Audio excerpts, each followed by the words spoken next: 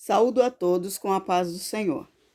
Quero vos convidá-los a participar comigo de mais uma lição da Escola Dominical, lição de número 10, que tem como título Rendendo Graças ao Senhor. Eu irei fazer toda a leitura e os irmãos comigo. O texto áureo nos diz assim: Louvai ao Senhor porque Ele é bom, porque a sua benignidade é para sempre. Salmo 118:1. Na verdade aplicada, nos diz dessa forma: render graças ao Senhor em todo o tempo é um princípio de vida que caracteriza aquele que está em Cristo.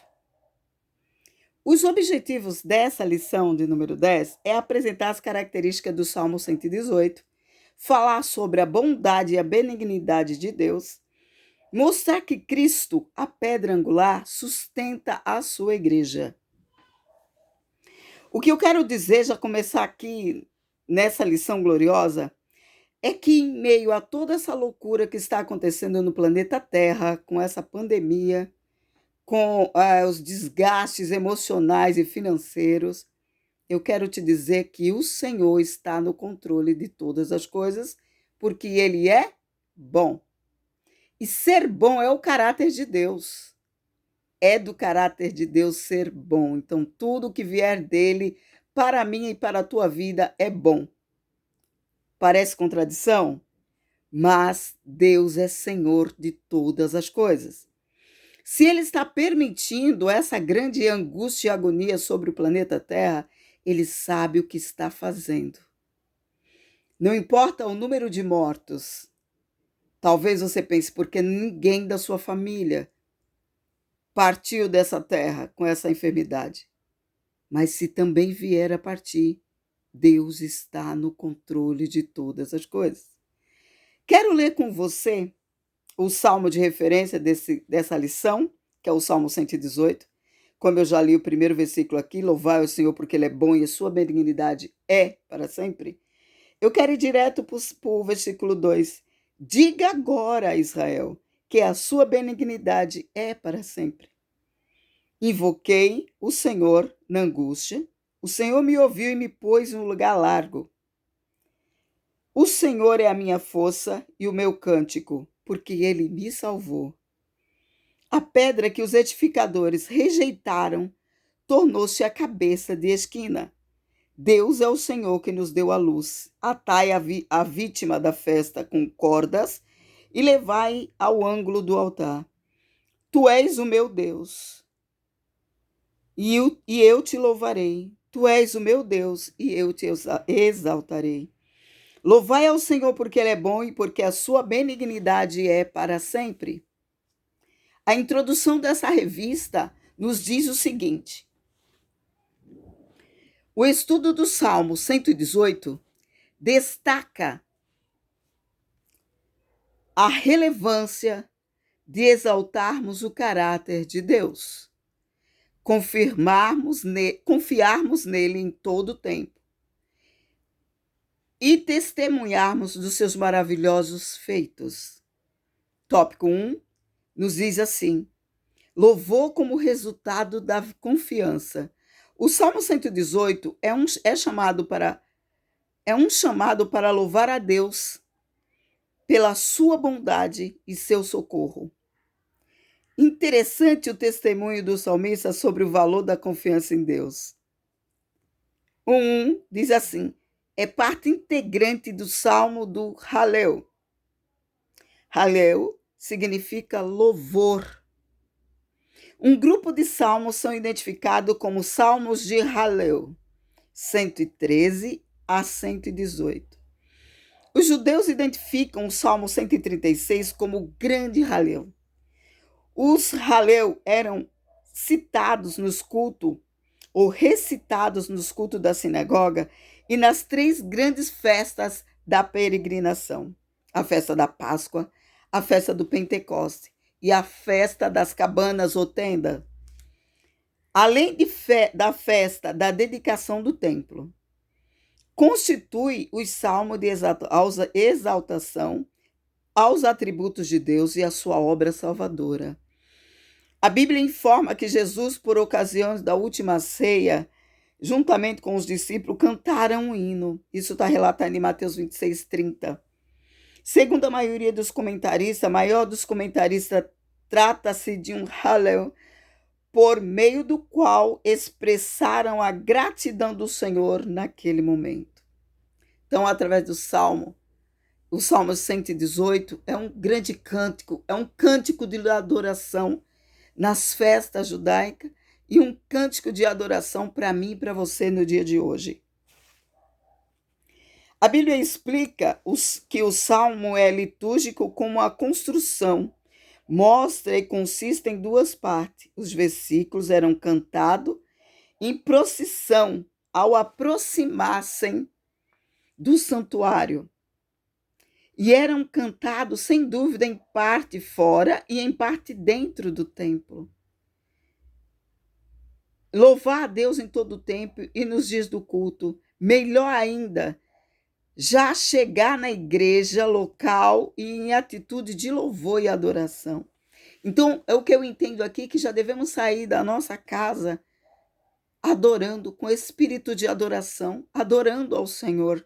Quando estamos nos preparando para ir para a casa do Senhor, que agora estamos tão saudosos de ir, já devemos nos preparar louvando e adorando ao Senhor e continuar dessa forma.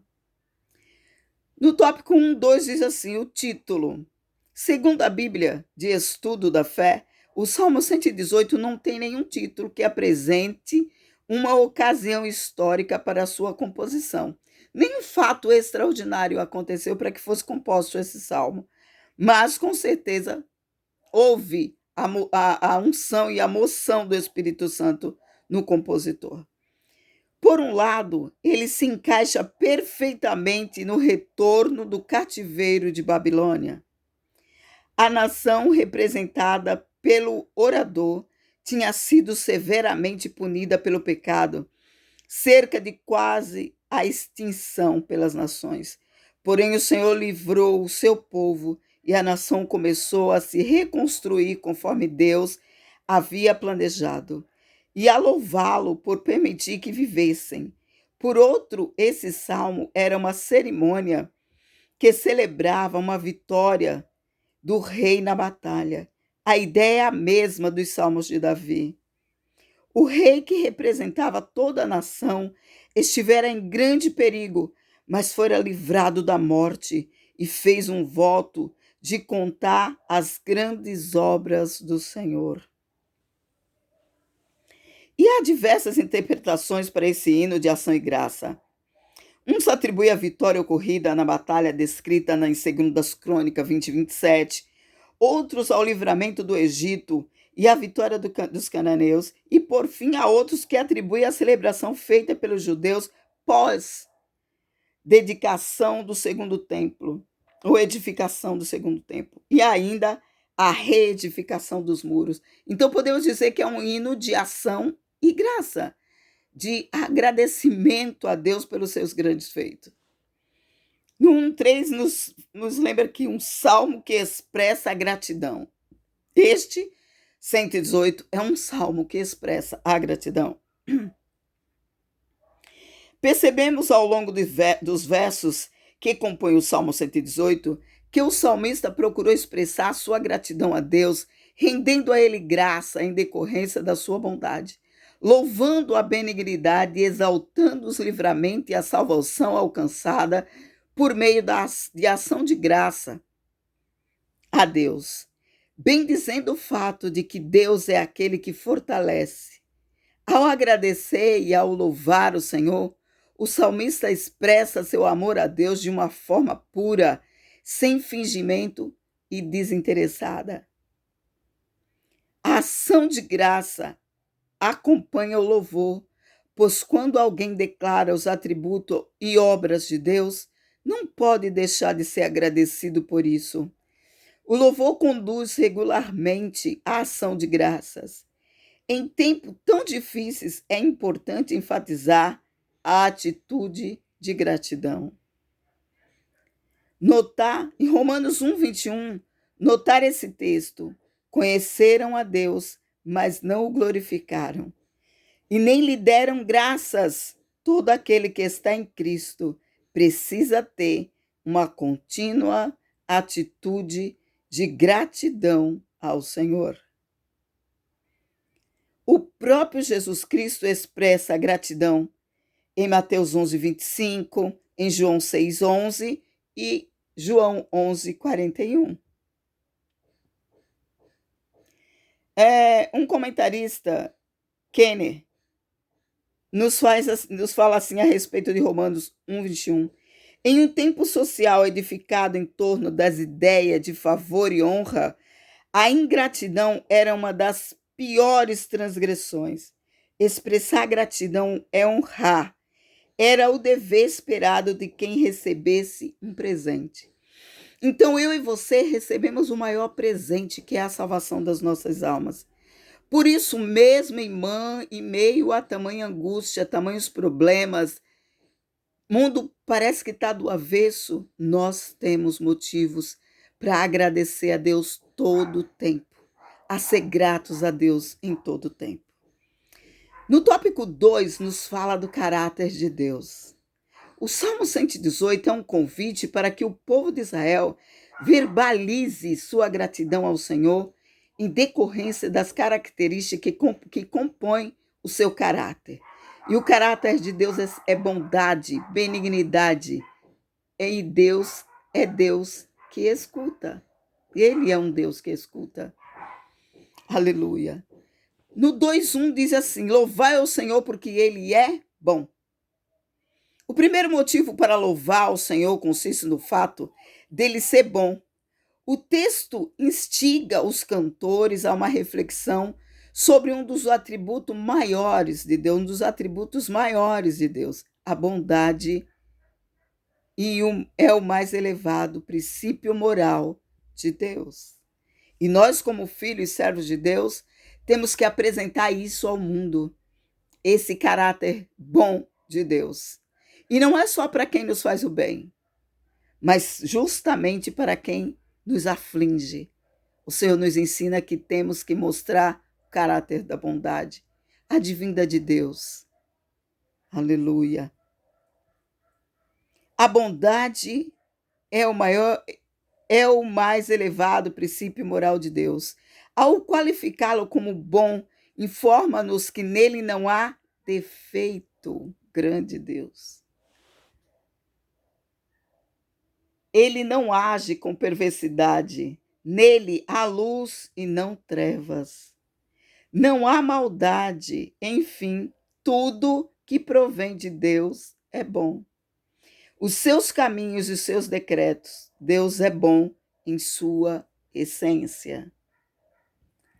Tony Evans descreveu sobre a bondade de Deus.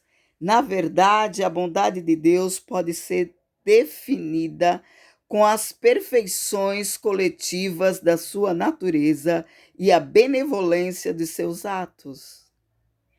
Traduzindo isso para as palavras do Salmo 119, estrofe de número 68, diz o seguinte: tu és bom e fazes o bem. É uma explicação bastante simples. Deus é bom porque por natureza, e bom no que faz. Aleluia. A bondade é o princípio eterno da natureza de Deus que o eleva a comunicar a sua própria vida e bênção aos que são semelhantes a ele no caráter moral, aos que são bons. Não há maldade em Deus, não há defeito em Deus. Há vários textos bíblicos que ressaltam a bondade de Deus como essência, como parte da sua natureza. O Salmo 33:5 fala disso. E o 107, estrofe de número 8, também fala disso. No 2:2, o subtítulo diz o seguinte: louvai ao Senhor porque a sua benignidade é para sempre.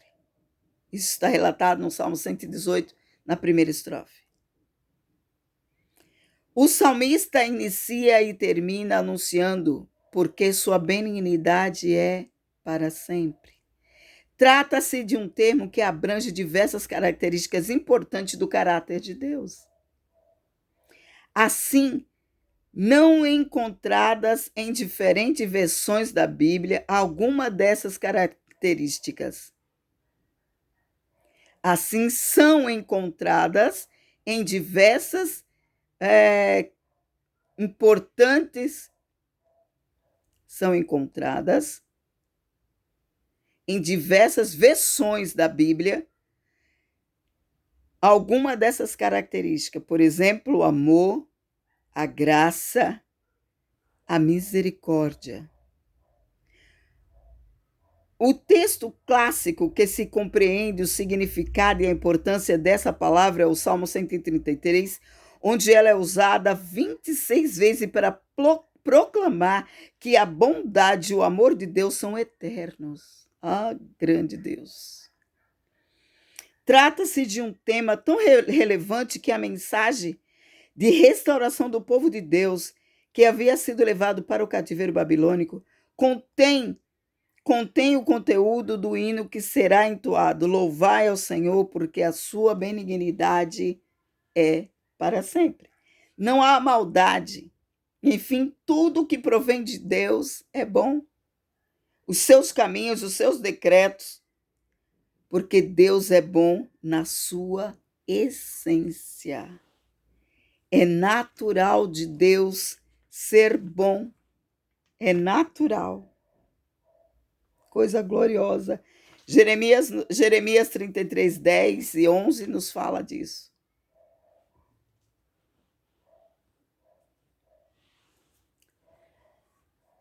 Dois, 3. O Senhor é aquele que escuta. O salmista, após ressaltar a bondade e a benignidade do Senhor por intermédio do louvor, testifica que tais aspectos do caráter de Deus se tornaram evidentes também quando invocou a Deus e foi socorrido. 118, 5 e 21. Muito interessante refletirmos em dois textos do Evangelho que registram a palavra de Jesus sobre a oração, apresentando os contrastes entre o caráter do homem e o caráter de Deus. Podemos clamar com confiança e perseverança, pois Deus, nosso Pai, não é mau e nem injusto. Pode não atender no mesmo momento, pode não responder no mesmo momento que eu e você clamamos, oramos, mas Ele responde no momento exato que é bom para nós. Ele responde clamor, oração, choro, gemido, porque Ele nos escuta, diz a palavra do Senhor. Em Mateus 7, 7 a 11, Jesus nos diz que devemos persistir na oração. Diz que não devemos desanimar. E é evidente que nisso reside a prova da nossa sinceridade. Queremos realmente o que estamos pedindo? É algo de tal natureza que podemos voltar a levá-lo a uma outra vez ao trono da graça divina? Porque a prova do valor de qualquer desejo sempre será se posso pedir a Deus por ele em oração. Jesus estabelece essa passagem a dupla realidade de que Deus sempre responderá nossas orações e a sua maneira. A oração é minha e tua, mas a resposta é da maneira de Deus. Em sabedoria e amor, ele nos responderá. E devemos levar ante a Deus uma vida de infadigável oração, que demonstre a validade das coisas pelas quais pedimos e a validez da nossa sinceridade em pedir. Quer dizer que muitas vezes estamos num momento de angústia ou passando por alguma necessidade, e aí pedimos a Deus em oração. Pedimos hoje, amanhã, depois, passamos 7 dias pedindo. E de repente aquilo passa, porque tudo na vida passa, tristeza e alegria. E aí esquecemos aquele pedido diante de Deus. Então ele não era tão importante como nós imaginamos naquele momento. É por isso que Deus, na maioria das vezes, ou todas as vezes, não responde a minha a tua oração já, porque Ele sabe que amanhã aquilo já não será mais tão importante para nós, porque não era tão importante como demos toda essa importância. Mas devemos estar em constante oração diante de Deus para aprendermos a viver e a pedir o que realmente é necessário. Grande Deus. Vamos para o tópico 3. Mas antes eu quero ler um trechinho que eu achei bem interessante aqui. Devemos louvar o Senhor através das características que compõem o seu caráter. Seu caráter, ele é bom, a sua benignidade dura para sempre e ele nos escuta. Tópico 3. O agir de Deus. No tópico anterior, ressaltamos a benignidade e a bondade de Deus relatadas no Salmo 118. Destacamos que o nosso Deus é aquele que nos escuta. Em continuidade, vemos em outros trechos a profundidade do agir de Deus em prol do ser humano e tomamos consciência do qual é maravilhoso a ação de Deus. 3:1 nos fala da seguinte forma: aquele que concede a luz. Quem nos concede a luz? Deus, pois ele é luz. O verso 27 testifica que o Senhor nos deu a luz. Outras versões registram que ele nos dá a sua luz, ou ele é a nossa luz. O termo luz no hebraico pode indicar, entre outras maneiras, ou entre outras ideias, iluminar, brilhar, ser iluminado. Em 1 Pedro 2,9, encontramos que Deus nos chamou das trevas para a sua maravilhosa luz. As trevas causadas pelo pecado que obscurece a mente da pessoa e afeta também todas as áreas da vida. Mas a luz de Deus raiou, sua maravilhosa luz, ou admirável. Ele nos deu a luz, fazendo o seu rosto brilhar sobre nós. Salmo 31:16 fala disso, e o 67:1, o 119, o 80, e aí por diante. O rosto brilhante representa a bênção divina, pois aquele que vê o rosto do Senhor é automaticamente abençoado. Lembram-se de Moisés quando desceu do monte? A Bíblia relata que o seu rosto brilhava tanto que para ele se comunicar ou ter encontro com os irmãos, foi necessário cobrirem o seu rosto. Tamanha era a glória de Deus na vida daquele homem. Brilhava a luz de Deus no rosto de Moisés. Aleluia. 3:2, aquele que dá força. Oh, é verdade, Jesus. Quantas vezes em meio a tribulações estamos nos sentindo o pó do chão. E o Senhor nos fortalece, nos dá graça, nos eleva e passamos por mais alguns dias, caminhamos algumas milhas mais, porque a força vem do Senhor. No verso 14, o salmista declara que o Senhor é a nossa força. Segundo alguns comentaristas, esse versículo é a citação do cântico de vitória verbalizado por Moisés após a travessia do Mar Vermelho. O salmista, certamente tendo conhecimento dessas passagens, percebeu que somente pela força do Senhor o povo de Israel pode escapar das mãos dos egípcios. Nessa reflexão, entendeu que as batalhas somente são vencidas em decorrência do Senhor fortalecer o seu filho. Isaías 40:29 nos fala disso. E no livro de Efésios, capítulo 6, versículo 10 também. Quando procuramos nos fortalecer em Deus, indubitavelmente seremos vitoriosos diante dos dardos e das armadilhas que são preparadas para a nossa destruição. Quando procuramos nos fortalecer em Deus, indubitavelmente seremos vitoriosos diante dos dardos inflamados do maligno. O texto de Filipe 4:13, ou Filipenses 4,13 nos ensina que tudo podemos naquele que nos fortalece. O apóstolo Paulo estava ensinando sobre a ação de Cristo em favor daqueles que o servem. As circunstâncias ruins da vida não podem destruir o cristão, pois o fortalecimento proporcionado por Cristo nos faz superar as advertências. E o tópico 3.3 tem como subtítulo a pedra angular. Quando eu falo de pedra angular, estou falando de Cristo, ok?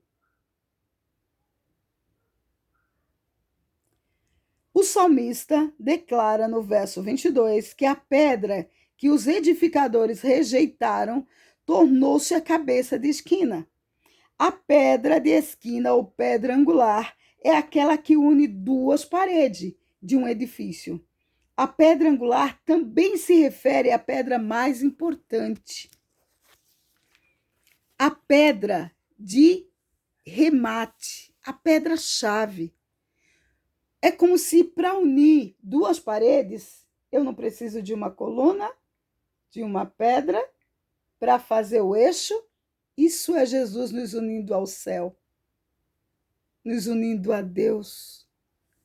No tempo da composição do Salmo, conforme vários comentaristas, o salmista está se referindo a Israel, perseguido e desprezado. Porém, como encontramos no Novo Testamento, o próprio Jesus cita este verso aplicando a si mesmo.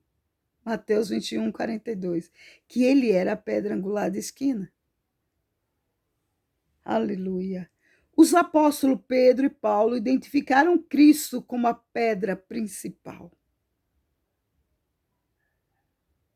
Aleluia. E também em Romanos 9,32, Efésios 2,20,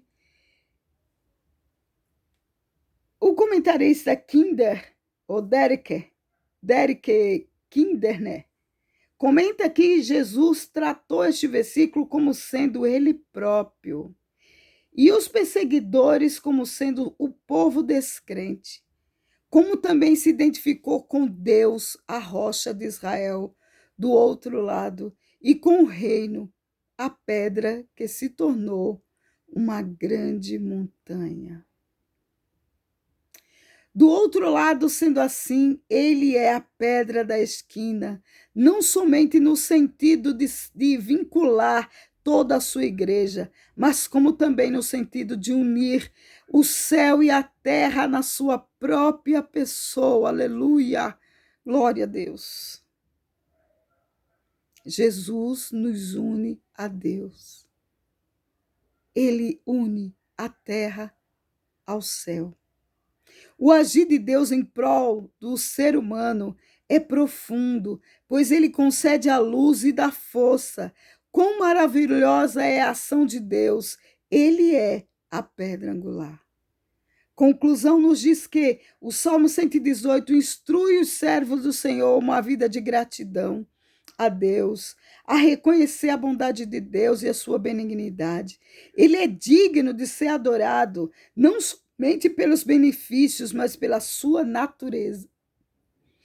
Então eu concluo dizendo que este Salmo 118, para nós, nesta manhã,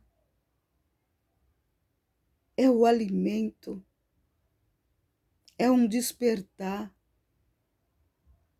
mesmo em meio a tudo que está acontecendo, a saber que Deus é bom em todo o tempo e sabe o que está fazendo, está no controle de todas as coisas e que Ele não perdeu o controle.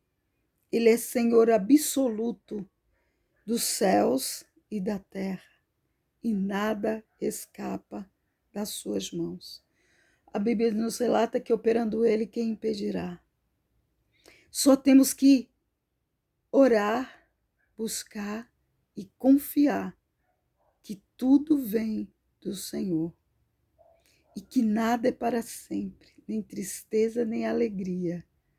Tudo é passageiro e que o nosso Senhor reina sobre o céu e sobre a terra. E quando chegar o momento exato, ele levantará as suas mãos, e como disse o salmista, e a terra se derreterá, porque ele é o Senhor dos exércitos. Agradeça essa oportunidade ao Senhor e a sua misericórdia. Que Deus alcance todos os irmãos que nesse momento participou dessa escola dominical comigo, dessa reflexão rápida, na qual meditamos nesses versículos do Salmo 118. Alcance com graça, saúde plena a você e a sua família. A paz do Senhor Jesus, meu irmão, e que Deus te conceda mais uma oportunidade de refletir na sua palavra. Se não, nos encontraremos na glória, que é bem melhor do que esta terra. A paz do Senhor.